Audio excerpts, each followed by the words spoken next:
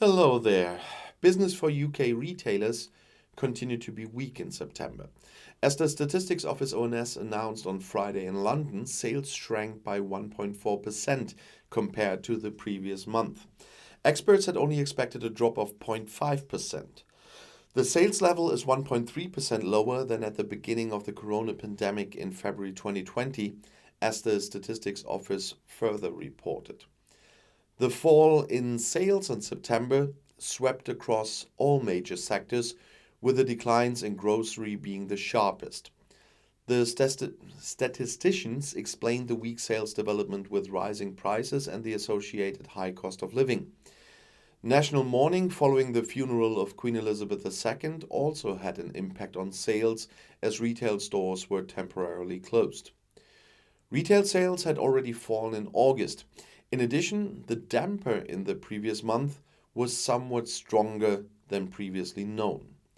In a monthly comparison, the Statistics Office revised the decline to 1.7% after previously reporting a minus of 1.6%.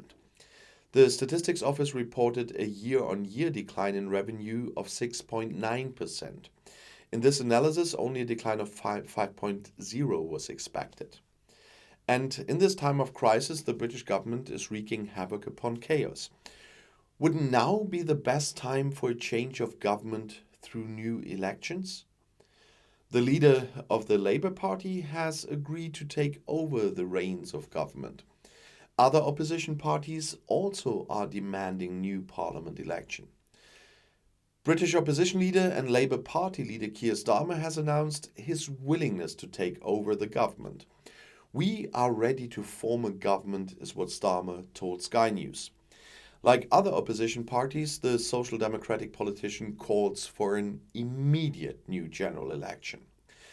The current chaos at the top of the British government is not just a soap opera by the Tory party, but means great economic damage to the British economy and an enormous loss of image for the whole country, said Starmer. While in polls, the Labour Party is currently far ahead of the Conservatives of the resigning Prime Minister Liz Truss and could count on an absolute majority in an event of an election. They are at more than 50% at the moment or something. The next general election in Great Britain must take place in January 2025 at the latest. However, the government has the option to call an election before the time. To do this, they would need the support of the majority of MPs. Parliamentarians can trigger new elections by moving a motion of no confidence or by rejecting the government's budget plans. In such a case, the Prime Minister is expected to either resign immediately or ask the King to dissolve Parliament, which would result in a new election. And to be honest, the only reasonable thing now would be a general election, even if a Social Democratic Party wins, and I'm usually no fan of Social Democratic parties, as you all know. But we will see how this will go on. I'll see you in my next video. I'll be back.